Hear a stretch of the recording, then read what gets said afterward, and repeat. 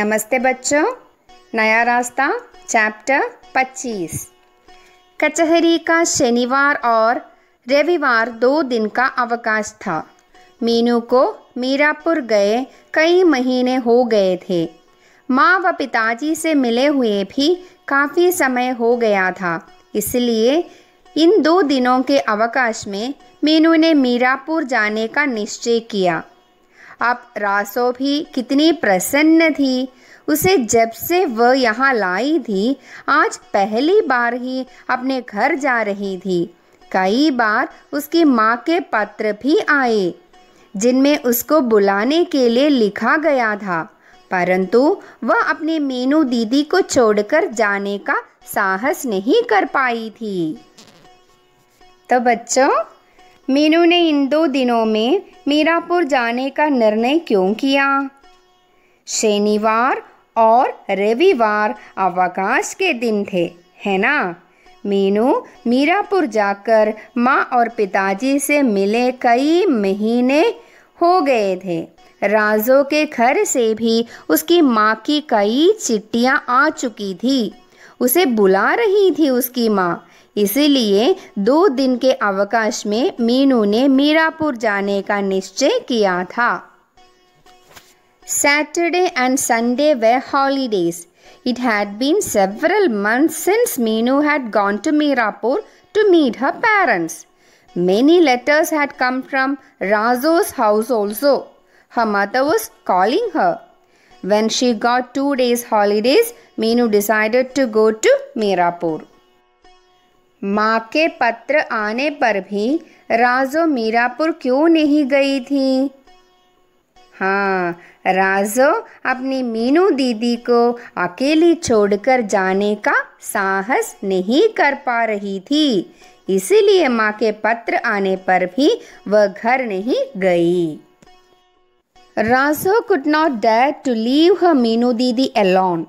So she did not go home even after she received her mother's letter. जैसे ही मीनू बस में चढ़ी, उसे अपने पड़ोस की मौसी बैठी दिखाई दी। उनके साथ उनकी कोई महिला संबंधी भी थी। मीनू ने उन्हें देखकर उनका अभिवादन किया और उनके आगे की सीट, जो कि खाली पड़ी थी, उस पर राजो के साथ बैठ गई। तभी मीनू की पड़ोसन मौसी ने पूछा, मीनू, तुम्हारी वकालत तो अब पूरी हो चुकी होगी, अब क्या कर रही हो? मीनू को बस में और कौन बैठा दिखाई पड़ा और उसने मीनू से क्या प्रश्न किया था? हाँ, मीनू को बस में अपने पड़ोस की मौसी तथा उनके साथ उनकी कोई महिला संबंधी बैठी दिखाई पड़ी। मौसी ने मीनू से पूछा था कि उसकी वकालत अब पूरी हो चुकी होगी और अब वह क्या कर रही हैं। Meenu saw her neighbor aunt and one of her relatives in the bus. Aunt asked what was Meenu doing after completing her law course. मौसी, मैंने अब मेरठ में ही प्रैक्टिस शुरू कर दी है। अच्छा, प्रैक्टिस भी शुरू कर दी है? अब तो मेरठ में ही घर लेकर रह रही होगी।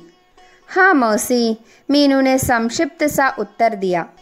अरे, बिल्कुल अकेली कैसे रह लेती है तू? मैं अकेली नहीं मौसी, ये राजो मेरे साथ रहती है। कुछ भी हो, जब तक अपने घर का कोई न रहता हो तब तक क्या? मौसी की यह बात मीनू के हृदय में छुप गई। शायद उन्हें मीनू पर विश्वास नहीं था। मीनू ने सोचा कि यदि मौसी से थोड़ी देर बात की गई तो वे कुछ न कुछ और ऐसी बात कह देगी जो उसके दिल को पीड़ा पहुंचाएगी।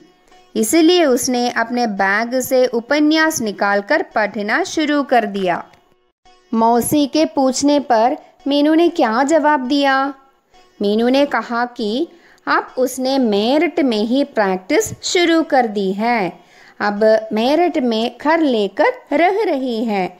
उसके साथ राजो रहती है, वह अकेली नहीं है। Meenu said that now she has started practicing in Meerut itself. She is living in a separate house in Meerut. Razo is also with her, so she is not alone there.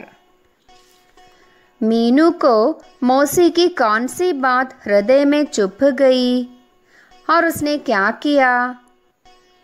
हाँ, मौसी ने कहा कि जब तक अपने घर के कोई नहीं रहता तब तक क्या, यानी दूसरे शहर में अपने घर के किसी के बिना अकेली ही है। इस तरह अकेला रहना ठीक नहीं है। मीनू ने आगे कुछ बातें न करके अपने बैग से उपन्यास निकालकर पढ़ना शुरू कर दिया। Aunt told her that it was not good for her to live in a city without anybody from her house. Meenu did not talk further and took out the novel from her bag and started reading. उस महिला ने पूछा, यह कौन लड़की है जिससे तुम बातें कर रही थी? मौसी बोली, ये हमारे पड़ोस की ही एक लड़की है। इसके माता पिता ने ऐसे दिमाग खराब किए हैं इसके कि यह शादी करने को ही तैयार नहीं। मैंने भी इसके लिए एक लड़का बताया था, परंतु उसने मना कर दिया। अच्छा, लड़कियों को इतना सिर पर नहीं बैठाना चाहिए, फिर आगे चलकर बहुत परेशानी होती है। उस महिला ने भी मौसी की बात का समर्थन करते हुए कहा। तो बच्चों, मौसी ने साथ बैठी महिला से मीनू के बारे में क्या कहा? मौसी ने कहा कि मीनू उसकी पड़ोस की एक लड़की है। इसके माता पिता ने इसके दिमाग इस प्रकार खराब किए हैं कि यह लड़की शादी करने को ही तैयार नहीं।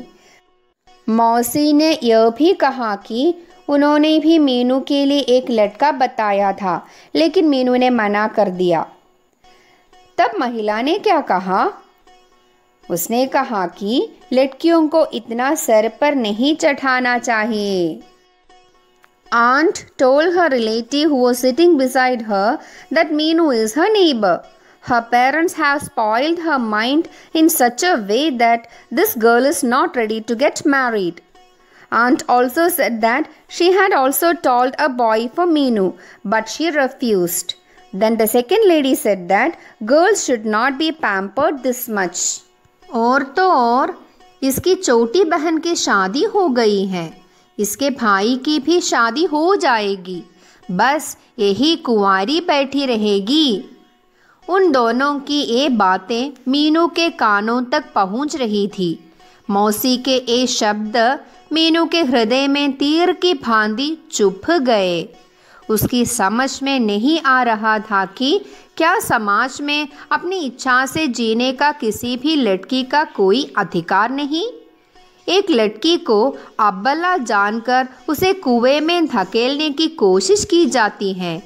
ये सब कैसे नियम है समाज के? मीनू का हृदय ये सब बातें सुनकर रो पड़ा। मौसी के कौन से शब्द मीनू के मन में तीर की भांति चुभ गई? हाँ, मौसी ने पास बैठी महिला से कहा कि मीनू की बहन की शादी भी हो चुकी है, भाई की भी शादी हो जाएगी, लेकिन केवल यही कुंवारी बैठी रहेगी। Aunt told the woman sitting nearby that Meenu's sister was also married, brother will also get married, only Meenu will live as an unmarried girl. कुंवारी मतलब वर्जिन। मौसी के ये बातें सुनकर मीनू क्या सोचती हैं? हाँ, मीनू ने सोचा कि इस समाज में अपनी मर्जी से जीने का अधिकार कोई भी लड़की को नहीं है। उसने समाज के नियमों को कोसा कि एक लड़की को अबला मानकर उसे कुएं में धकेलने की कोशिश करते हैं। Meenu thought, why girls did not have the right to live alone in the society? She cursed the rules of the society. Society is considering a lady who is living alone without any support as a weak person and is trying to push her into the well by giving her more difficulties. मौसी की बातें जारी रही। वे बोली, इसके माता पिता को देखो, जवान लड़की को अकेला ही मेरठ छोड़ रखा है। बताओ, आजकल के ज़माने में जवान लड़कियों को अपने से अलग रखा जाता है क्या? उसकी बात का समर्थन करते हुए वह महिला बोली, कहा जी, कल के दिन को कोई नीच ऊंच बात हो गई तो जिंदगी भर के लिए मुंह काला हो जाएगा। उनकी बातें सुनकर मीनू को लगा कि उन दोनों की बातों का कटा जवाब देकर उनके मुंह बंद कर दे, परंतु मीनू सभ्य व सुशील लड़की थी। वह बस में बैठकर इस तरह की लड़ाई नहीं करना चाहती थी, इसलिए ये सब बातें उसने जहर की तरह पी ली। मीनू ने अपने ऊपर बहुत संयम रखने की कोशिश की, परंतु उसका हृदय इन सब बातों से बेचैन हो रहा था। तो बच्चों, मौसी की अनर्गल बातों को सुनकर भी मीनू ने क्या सोचकर जवाब नहीं दिया, और क्यों? मीनू ने मौसी को इसलिए जवाब नहीं दिया क्योंकि वह एक सभ्य और सुशील लड़की थी। वह बस में लड़ाई नहीं करना चाहती थी। उसने मौसी की बातें जहर की तरह पी ली। Meenu did not respond to aunt as she was a gentle girl. She was not the type of girl who was quarreling inside the bus. She took in the words of the aunt as if she drank poison. वह समझ नहीं पा रही थी कि हमारे समाज में स्त्री व पुरुष में इतना भेद क्यों। यदि कोई लड़का अकेला रहता है तो समाज उस पर उंगलियां नहीं उड़ाता, चाहे वह कितना ही अपराध क्यों न करता हो। परंतु एक लड़की, चाहे वह कितना ही संयमशील जीवन क्यों न व्यतीत करती हो, फिर भी समाज उस पर दोषारोपण करता है। मीनू क्या समझ नहीं पा रही थी? वह यह समझ नहीं पा रही थी कि समाज में स्त्री और पुरुष में इतना भेद क्यों है। भेद मतलब अंदर। लड़का कहीं भी अकेला रह सकता है। संयमशील जीवन व्यतीत करने पर भी समाज लड़की पर दोषारोपण करता है। Meenu could not understand why there is so much difference between men and women in the society. A boy can live alone anywhere, but a girl who is earning by herself and leading a moderate life is not allowed to live alone by the society. अभी वह इन विचारधाराओं में तल्लीन थी कि बस मीरापुर के bus station पर आकर रुक गई। जैसे ही उसने अपना सूटकेस उठाया, उसकी नज़र मौसी पर पड़ी। उन्हें देख मीनू का हृदय घृणा से भर गया। उनकी ओर बिना देखे ही वह अपने घर की ओर चल दी। देखो बच्चों, मौसी की व्यवहार को देखकर बस से उतरते समय मीनू की क्या प्रतिक्रिया हुई। मौसी को देखकर मीनू का हृदय घृणा से भर गया। उनकी ओर न देखकर वह घर की ओर चली गई। Seeing the aunt, Meenu's heart was filled with hatred. Without looking at her, she went towards her house. जैसे ही मीनू घर पहुंची, माँ उसे देखकर बहुत प्रसन्न हुई और बोली, मीनू, कल तुम्हारे पिताजी तुमसे मिलने के लिए मेरठ जाने की सोच रहे थे। अच्छा माँ, मेरी 2 दिन की छुट्टियाँ थी। मैंने सोचा आप लोगों से मिले काफ़ी दिन हो गए हैं, इसलिए चली आई। मीनू के घर पहुंचते ही माँ की क्या प्रतिक्रिया हुई? उन्होंने मीनू को क्या बताया? मीनू को देखकर माँ बहुत प्रसन्न हुई और उन्होंने कहा कि मीनू के पिताजी मीनू से मिलने कल मेरठ आने वाले थे। Meenu's mother became very happy to see Meenu. She said that Meenu's father was planning to come to Meerut to see her the next day. अच्छा किया बेटी, तुम आ गई हो। तुमसे कुछ आवश्यक बातें करनी हैं। पहले कुछ खा पी लो, उसके बाद बैठकर बातें करेंगे। सफ़र की थकान और मौसी की बातें सुनकर मीनू के सिर में दर्द होने लगा था। वह कुछ देर आराम करने के लिए पलंग पर लेट गई, परंतु उसे आराम कहाँ। उसके मस्तिष्क में मौसी व उनके साथ बैठी महिला के शब्द गूंजने लगे। उसे आभास हुआ कि कहीं उस गूंजन की प्रतिध्वनि से उसके मस्तिष्क की नसें न फट जाए। उसने अपने को संयमित किया और माँ के पास चली गई। तो बच्चों, सफ़र से थक कर आने पर भी मीनू विश्राम क्यों न कर पाई? मीनू को मौसी व उसके साथ बैठी महिला के शब्द परेशान कर रहे थे। उसकी बातें मीनू के मस्तिष्क में गूंजने लगे। उसे ऐसा लगा कि उसके प्रतिध्वनि से उसके मस्तिष्क की नसें फट न जाए।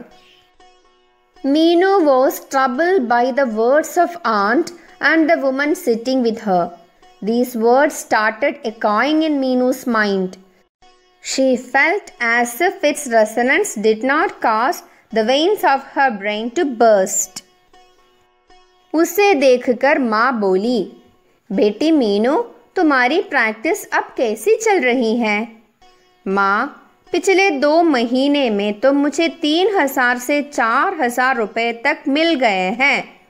वैसे अभी बहुत ज़्यादा समय नहीं हुआ है। 1-2 वर्ष में तो आशा है और अच्छी चलेगी। माँ ने उसके प्रैक्टिस के बारे में पूछा तो मीनू ने क्या जवाब दिया? मीनू ने कहा कि पिछले 2 महीनों में उसे 3,000 से 4,000 रुपये तक मिल गए हैं। Meenu told her mother she has got 3,000 to 4,000 rupees in the last 2 months. हाँ बेटी, परिश्रम का फल तो अवश्य ही मिलता है। तुमने इस योग्य बनने के लिए ही तो दिन रात एक कर दिया था। ईश्वर भी उन्हीं की सहायता करता है जो अपनी सहायता स्वयं करते हैं। तुमने कठिन परिश्रम किया, ईश्वर ने तुम्हें उसका फल दिया। हाँ माँ, इसमें आपका भी बहुत बड़ा योगदान व आशीर्वाद रहा है। यदि आपका सहयोग न मिलता तो शायद मैं इस योग कभी न बन पाती। मीनू द्वारा किए गए अथक परिश्रम के विषय में माँ ने मीनू से क्या कहा? माँ ने मीनू से कहा कि उसने बहुत परिश्रम किया है, ईश्वर ने उसे उसका फल दिया है। ईश्वर केवल उन लोगों की मदद करते हैं जो परिश्रमी और अपने लक्ष्य के लिए प्रतिबद्ध है। यानी हम कड़ी मेहनत नहीं करते हैं और केवल पूजा करते हैं, भगवान खुश होंगे, लेकिन वह हमें सफलता के लिए कभी आशीर्वाद नहीं देंगे। तब मीनू ने माँ से इस सब का श्रेय माँ का योगदान और आशीर्वाद बताया। Mother told, as Meenu had worked very hard, God has given her its result. God helps those who help themselves. Meenu gave the credit to her mother that mother's support and blessings had made her to achieve her goal. Meenu, अब तो तुम अपने पाँव पर खड़ी हो गई हो, वकालत में काफ़ी पैसा कमा रही हो, परंतु बेटी, एक लड़की की जिंदगी सिर्फ यही तक सीमित नहीं है। बेटी, तुम्हारे अंदर चाहे कितनी ही योग्यता क्यों न हो, फिर भी तुम एक लड़की हो। माँ, लड़की होना कोई गुनाह तो नहीं? नहीं बेटी, पर जब तक लड़की का विवाह नहीं हो जाता तब तक समाज चैन नहीं लेने देता। सबके हृदय में गलत भावनाएं शीघ्र ही प्रवेश कर जाती है। एक कुंवारी युवा लड़की को देखकर सभी अंगुलियां उठाते हैं। तो माँ, आपकी इच्छा है कि मैं विवाह कर लूँ? हाँ बेटी, परसों मेरठ से मायाराम जी व अमित आए थे। कैसे आए थे माँ? तुम्हारा हाथ मांगने। अच्छा। हाँ मीनू, मायाराम जी अपने पिछले गलती पर बहुत शर्मिंदा थे। कुछ सोचते हुए मीनू सिर्फ हूँ ही कह सकी। अमित ने सिर्फ इसी भूल का प्रायश्चित करने के लिए आज तक विवाह नहीं किया। कुछ देर तक सोच विचार करने के बाद मीनू ने जवाब दिया, माँ, जैसा आप उचित समझे वैसा ही करें। उसकी इस बात में स्वीकृति के लक्षण झलक रहे थे। इस स्वीकृति को पाकर माँ ने चैन की सांस ली। मीनू ने अपने पिताजी से स्पष्ट शब्दों में कह दिया था कि वह किसी भी प्रकार की फिजूल खर्ची पसंद नहीं करेगी। इसके बाद माँ मीनू को क्या उपदेश देती है? माँ ने कहा कि वह अपने पाँव पर खड़ी हो गई है, अब उसे विवाह कर लेना चाहिए, क्योंकि समाज में एक कुंवारी युवा लड़की को देखकर लोगों के मन में गलत भावनाएं जल्दी ही आती हैं। तो बच्चों, माँ ने मायाराम जी और अमित के बारे में क्या कहा? फिर माँ ने उसे मायाराम जी और अमित के आने के बारे में बताया। मीनू के पूछने पर माँ ने बताया कि वे उसके हाथ मांगने आए थे और पिछले कृत्य के लिए शर्मिंदा थे। अमित ने केवल इसी भूल का प्रायश्चित करने के लिए आज तक विवाह नहीं किया है। मीनू की कौन सी बात सुनकर माँ ने चैन की सांस ली? मीनू ने जवाब दिया कि जैसा माँ उचित समझे वैसा ही करे। इस स्वीकृति को पाकर माँ को चैन मिलती है। मीनू ने पिताजी से फिर क्या कहा? मीनू ने पिताजी से कहा कि वह किसी भी प्रकार की फिजूल खर्च उसके विवाह में नहीं करेंगे। Mother said that now she is self-dependent, so she should get married. Because seeing an unmarried young girl who lives alone in the society, people will think wrong about her. Mother told her that both Mayaramji and Amit had come to their house. When Meenu asked, her mother replied that they had come to propose Meenu, and they were embarrassed for their previous act.